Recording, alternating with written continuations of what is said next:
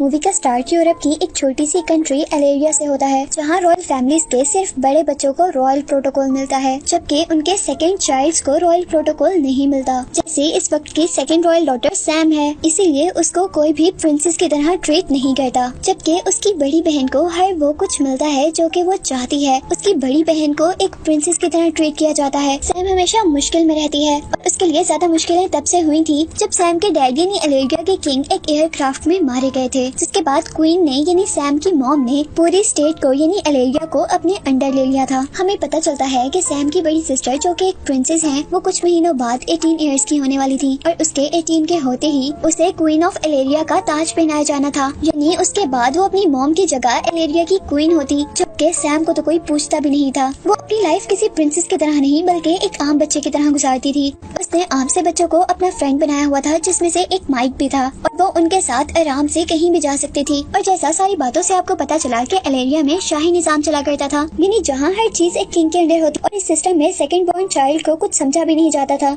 यानी दूसरे बच्चे को कुछ समझा भी नहीं जाता। इसीलिए सैम इस निजाम को बिल्कुल भी पसंद नहीं किया करती थी और यही वजह थी वो सड़कों पर जाकर रॉक म्यूजिक बजाकर लोगों को अपनी तरफ अट्रैक्ट करती थी। वो अलेरिया के लोगों को वोट सिस्टम यहाँ पर लेके आने के लिए आमादा कर रही थी और इसी के साथ साथ सैम स्केटिंग भी किया करती थी। और अभी भी उसने स्केटिंग करते हुए गलती से एक ट्रैफिक सिग्नल तोड़ दिया था, जिसकी वजह से पुलिस ऑफिसर्स उसे अरेस्ट कर लेते हैं और फिर उसे जेल से रिलीज करवाकर उसकी मदर के पास लाया जाता है, जहाँ वो अपनी मॉम को बहुत आराम से कह देती है कि लोग यहाँ की गवर्नमेंट से बिल्कुल भी खुश नहीं है। लेकिन क्वीन अब ये कहकर उसकी बात रद्द कर रही थी कि वो लोग सिर्फ माइनॉरिटी हैं जो इस चीज को पसंद नहीं करते, यानी इस चीज को नापसंद करने वाले लोग बहुत कम हैं। जिसके बाद सीन यहीं से कट होता है और हमें एक जेल को दिखाया जा रहा था, जहाँ एक कैदी को एप्पल दिया जाता है और जैसे ही वो उस एप्पल को बाइट करता है तो उस एप्पल के अंदर से एक ट्रांसमीटर निकलता है, जैसे ही वो अपनी एक सीक्रेट डिवाइस के अंदर लगाता है तो उसकी हेल्प से उसकी गर्दन पे लगा हुआ लॉक बहुत आसानी से खुल गया था और वो उस जेल से भी फ्री हो गया। इसके बाद अब हम दोबारा सैम को देख रहे थे, जो कि अपने फ्रेंड माइक के साथ एक कॉन्सर्ट के लिए प्रैक्टिस कर रही थी। वो लोग आपस में बातें कर रहे थे कि अचानक सैम को अपने फ्रेंड के मुंह से गार्लिक की स्मेल आती है, जिससे सैम का फ्रेंड हैरान हो जाता है क्योंकि उसने गार्लिक फूड आज से 2 दिन पहले लिया था। वो सैम से कोई बात करना चाह रहा था, लेकिन सैम उसे इग्नोर कर आगे चली जाती है और अपने रूम में चली जाती है, जहाँ पर उसने अपने फादर की कुछ चीजें संभाल कर रखी हुई थी। वो इन चीजों को देखकर अपने फादर को याद कर रही थी।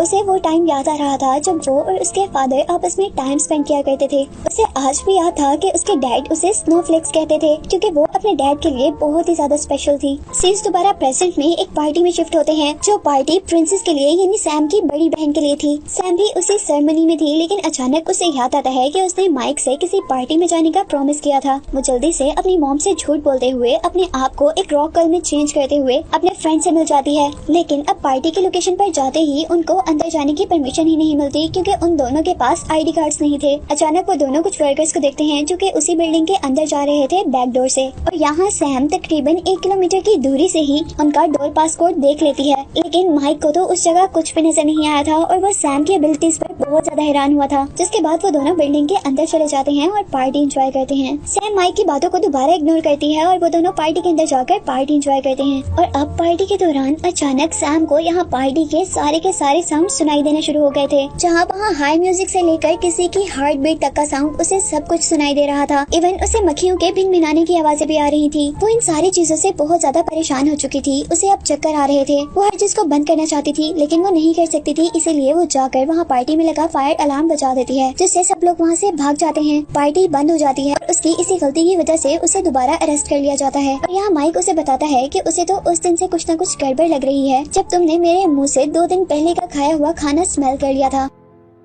कुछ देर बाद उन लोगों को पुलिस स्टेशन से रिलीज कर दिया जाता है, जहां अब उनके पेरेंट्स उन्हें लेने के लिए आए हुए थे। जिसके बाद अब सैम को क्वीन की तरफ से यानी उसकी मॉम की तरफ से एक समर कैंप में भेजा जा रहा था, ताकि वो वहां जाकर अपने स्टडी कैंप्स फिल कर सके। जिसके बाद अब हमें दोबारा उसी कैदी को दिखाया जाता है, जो कि पिछले सीन में उस जेल में से भागा था। वो सीक्रेटली अपने एक आदमी को कॉल करता है और वो अपने साथी को ट्रांसमीटर को एप्पल में छुपाने की वजह से शाबाशी दे रहा था। और उनकी बातों से हम पर रिवील हुआ था कि असल में क्वीन ने ही उन्हें जेल में डलवाया था और वो अब क्वीन से बदला लेने की सोच रहा था। जिसके बाद अब दोबारा हम सैम को समर स्कूल में देख रहे थे, जहाँ उसे अपनी ही जैसी सेकंड बॉर्न रॉयल जनवरी मिलती है और उसके साथ बहुत से और भी किंग बॉर्न रॉयल्स थे। जिसके कुछ देर बाद यहाँ पर अब उनके समर टीचर आते हैं। प्रोफेसर यहाँ सबको बताते हैं कि आप लोगों में से जितने भी यहाँ पर लोग बैठे हुए हैं वो सबके सब सेकंड बॉर्न रॉयल्स हैं, ही रॉयल फैमिली के दूसरे बच्चे हैं और तुम सबके अंदर कुछ खास एबिलिटीज और सुपर पावर्स हैं जिनका तुम लोगों को खुद भी नहीं पता। वो उन्हें बताते हैं कि ये समर स्कूल उनको ट्रेन करने के लिए है, उनकी सीक्रेट सोसाइटी के लिए, जहाँ पर वो सब मिलकर रहा करेंगे और उस सोसाइटी का नाम है secret society of second born Royals. और यहाँ उनको पता चलता है कि क्वीन ही असल में इस सोसाइटी की हेड है। और ये बात सुनते ही सबसे पहले सैम शॉक हुई थी। वो बताती हैं कि इस सोसाइटी का मकसद ये है कि सेकंड बॉर्न रॉयल्स के ऊपर एक बहुत बड़ी रिस्पॉन्सिबिलिटी है। उन सब लोगों को अपनी सुपर पावर्स का यूज करते हुए असल में रॉयल सोसाइटी को यानी क्वीन और किंग को बचाना है। और इसी के साथ उन सब लोगों के लिए एक बैड न्यूज ये थी कि अगर उन लोगों ने अपनी सुपर पावर्स को यूज नहीं किया या ट्रेनिंग में वो फेल हो गए तो उनकी मेमोरीज खुद ब खुद रेस हो जाएंगी जिनमें उनके पास सुपर पावर्स थी। जिसके बाद उनको अब यहाँ पर पहला टास्क दिया जाता है, जहाँ एक फैसिलिटी के अंदर बहुत से ब्लॉक्स थे और उनको एक पिरामिड तक जाना था। ये इतना आसान तो बिल्कुल भी नहीं था जितना उनको नजर आ रहा था, क्योंकि इस फैसिलिटी के अंदर लेजर गन्स लगी हुई थी और अगर कोई भी अपनी एक भी मूव गलत करता तो उनको उस लेजर गन से शूट कर दिया जाता। लेकिन इस टास्क को करते करते आखिर उन लोगों को अपनी सुपर पावर्स जानने को मिल गई थी। यहाँ रेक्सोना अपनी सुपर पावर डिस्कवर करती है कि वो कभी भी इनविजिबल हो सकती है, जबकि टूमर ने डिस्कवर किया था कि वो लोगों को पोजेस कर उनसे अपनी बात मनवा सकता है। जबकि सैम के पास ये सुपर पावर थी कि उसकी सारी सेंसेस बहुत ज्यादा तेज हो गई थी, इवन स्मेल की, हेयरिंग की। वो अपने एनवायरनमेंट को लोगों से ज्यादा जल्दी जज कर लिया करती थी और इस वजह से वो सबसे ज्यादा क्विक थी। जहाँ अब वो लोग अपना पहला टास्क तो हार चुके थे, जिसके अंदर उन्होंने एक पिरामिड तक पहुँचना था, लेकिन बाहर आने पर बाकी बच्चों को भी अपनी एबिलिटीज का अंदाजा हो चुका था, जिसमें जनवरी के पास ये एबिलिटीज के वो किसी को भी टच कर उसकी सुपर पावर्स को कुछ देर के लिए अपना सकती थी। और उनके पास खड़ा दूसरा लड़का जिसका नाम मीटो है वो इंसेक्ट्स को कंट्रोल कर सकता था। जिसके बाद अब नेक्स्ट डे हम उन सबको एक खास यूनिफॉर्म में देखते हैं। प्रोफेसर अब हर बच्चे को उसकी सुपर पावर के लिहाज से ट्रेनिंग दे रहे थे, जहाँ सैम को एक ऐसी जगह पर भेज दिया गया था जहाँ डिफरेंट किस्म की नॉइज थी और उसे अपनी हियरिंग सेंस को कंट्रोल करना था। यानी यहाँ पर उसे हर साउंड में से सिर्फ वही साउंड सुनना था जो कि उसकी जरूरत का था या जिस पर उसको फोकस करना होता। और टूमा जिसके पास लोगों को पोजेस करने की सुपर पावर थी, उसे एक डॉग दिया गया था ताकि वो उस डॉग से बात कर उसे ट्रेनिंग दे। रेक्सोना को बहुत हार्श मौसम में अपनी सुपर पावर को बाहर निकालने की ट्रेनिंग दी जा रही थी। यानी कोई भी कंडीशन हो लेकिन वो अपने आप को इनविजिबल बना सके, इस चीज की ट्रेनिंग दी जा रही थी। और मेटेओ इंसेक्ट्स को कंट्रोल करने की ट्रेनिंग ले रहा था। जनवरी जिसके पास किसी दूसरे की सुपर पावर लेने की पावर थी, उसे अब प्रोफेसर एक लड़की के साथ एक पूल में भेजते हैं जिस लड़की के पास अब पानी के अंदर सांस लेने की पावर थी। प्रोफेसर अब लंच टाइम पर भी उन सब लोगों को टेस्ट कर रहे थे, जिस तरह उन्होंने अब सैम को पॉइजनस फूड दे दी थी ताकि वो अपनी सेंस ऑफ स्मेल का यूज कर उस फूड को पहचान सके। जिसके बाद अब हम सैम को उसकी मॉम के पास देखते हैं, जहाँ पर उसकी मॉम उसे उसकी सुपर पावर्स कंट्रोल करने के लिए कुछ ट्रिक्स बता रही थी।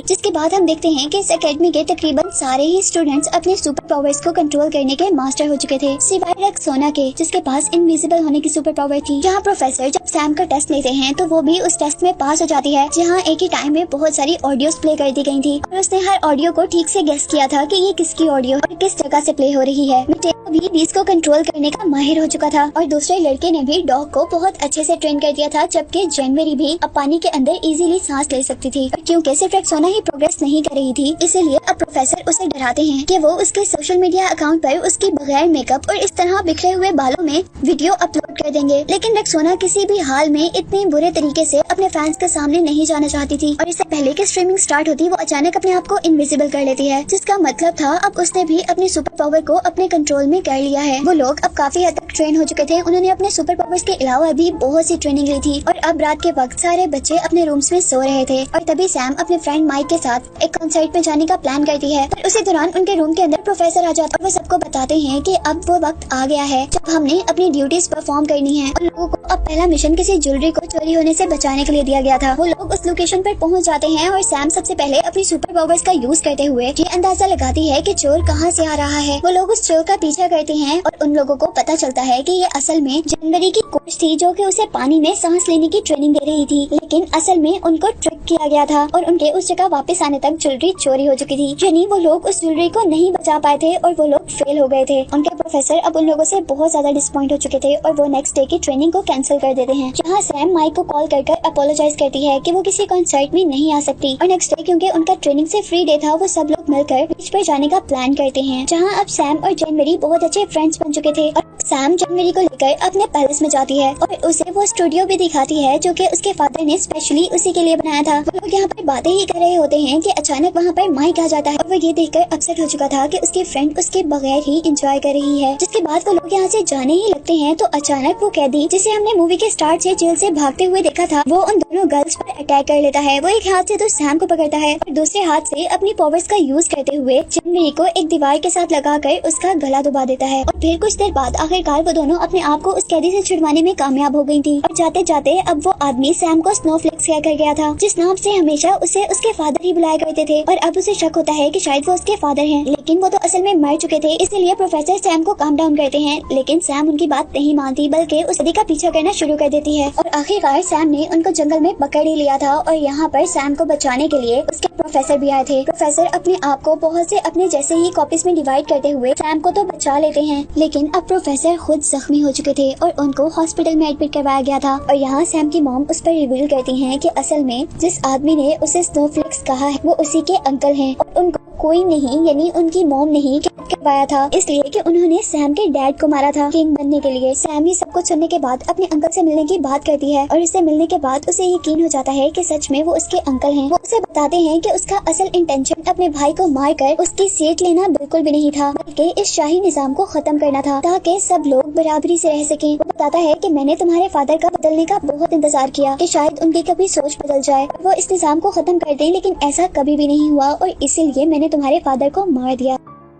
जिसके बाद सैम अब अपनी सिस्टर से मिलती है जो उसे बता रही थी कि मैं क्वीन बनते ही इस सिस्टम में चेंज लेकर आऊंगी, जहाँ पर सैम भी इस सब चीजों के लिए राजी थी। और उसके साथ के सभी स्टूडेंट्स अपने आप को इस मिशन पर लगा देते हैं कि प्रिंसेस की क्वीन बनने की सेरेमनी की सारी के सारी सिक्योरिटी वो खुद करेंगे। रात में सैम अपने प्रोफेसर से भी मिलती है और उनसे माफी भी मांगती है क्योंकि उसने उनकी बात ना मानकर उन्हीं को खतरे में डाल दिया था। और यहाँ प्रोफेसर भी सैम को माफ कर देते हैं। प्रिंसेस की सेरेमनी स्टार्ट हो जाती है और हम देखते हैं कि दुनिया के सारे रॉयल कपल्स सेरेमनी के अंदर आए हुए थे। इस सेरेमनी के अंदर टोमा रियलाइज करता है कि वो लोगों को कन्विंस करने की अपनी सुपर पावर्स यूज ही नहीं कर पा रहा, जबकि हम पर रिवील होता है कि जनवरी ने असल में उसकी सुपर पावर्स को चोरी कर लिया है और वो उसकी सुपर पावर को यूज करते हुए एक गार्ड को पोसेस करती है और उसके जरिए सैम के अंकल को जेल से बाहर निकाल देती है। और यहाँ हम पर रिवील हुआ था कि वो हमेशा से सैम के अंकल के साथ ही मिली हुई थी और उसी ने वो एप्पल ट्रिक की थी जिसके जरिए वो पहले भी जेल से बाहर निकला था। जिसके बाद वो अपने बाकी साथियों के पास गई थी और उन्हें पोसेस करते हुए वो अब सेल तक ले आई थी और उनको उसने सैम के अंकल की जगह बंद कर दिया था। और जब उनको होश आता है तो उनको पता चलता है कि असल में वो तो एक सेल में बंद हो गए हैं और जो वहाँ पर नहीं है वो सिर्फ सैम ही है। इसलिए मिटेओ जो कि इंसेक्ट्स को कंट्रोल कर सकता था, वो एक फ्लाई के जरिए सैम को जनवरी के बारे में सारी रिपोर्ट देता है और अब वो अपनी सुपर पावर्स का यूज करते हुए अपने अंकल को भी ट्राई कर लेती है और फौरी तौर पर उनका पीछा करती है। यहाँ पैलेस के अंदर फाइनली अब प्रिंसेस को क्वीन बनाने की सेरेमनी स्टार्ट हो चुकी थी, जबकि बाहर सैम के अंकल एक छोटी सी डिवाइस के जरिए सारी रॉयल ब्लड लाइन को मारने वाले थे, यानी सारे रॉयल लोगों को और उनके बच्चों को मारने वाले थे। और इसी के साथ सैम ये भी नोटिस करती है कि जनवरी भी उनके अंकल के साथ ही मिली हुई है। वो जल्दी से अपने फ्रेंड माइक के घर जाती है और उससे हेल्प मांगती है। अब क्योंकि माइक उससे नाराज था इसलिए पहले तो वो उसकी बात नहीं सुनता, लेकिन जैसे ही वो बताती है कि वो बहुत मुश्किल में है तो वो उसकी मदद के लिए तैयार हो जाता है। वो जनवरी को ट्रैप करते हुए एक खास जगह पर लेकर आते हैं जहाँ पर जनवरी ये एडमिट करती है कि वो ही असल में सैम के अंकल के साथ मिली हुई है ताकि वो सैम की सिस्टर की जगह हुकूमत कर सके। अब ये बात सुनते ही माइक ऊपर से